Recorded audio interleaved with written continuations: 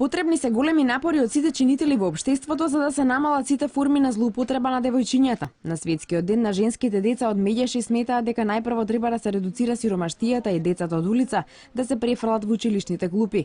Како што велат, едно дете повеќе во школа е еднакво на едно дете помалку на улица. На нашиот SOS телефон, како што велат од детската амбасада, регистрираме случаи во кои девојчињата се жртви на физичка, психолошка како и сексуална злоупотреба. Не се ретки ниту повиците за прерано стапување во брак. Со тоа, како што велат од Меѓеши, се крши едно од основните права на детето, односно правото на нормален психофизички развој.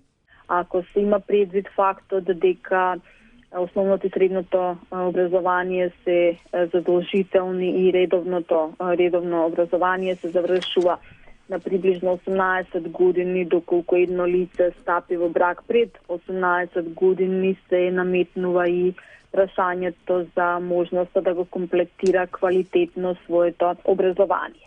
Интернационалниот ден на женски деца се одбележува од 2012 година под покровителство на Обединетите нации. Целта според оваа организација е да се подигне свеста за родовата еднаквост, односно да се потенцира дека и женските деца имаат право на образование, храна, здравствена и заштита од дискриминација. Од Обединетите нации потенцираат дека конечно треба да се опрат насилството врз жените како и малолетничките бракови. Кога инвестираме во здравјето, безбедноста, образованието и правата на девојчињата во мирни и кризни времиња, ги поттикнуваме да се борат за нивните соништа и да изградат подобар живот за себе и за општествата во кои што живеат, се вели во денешното соопштение на Обединетите нации.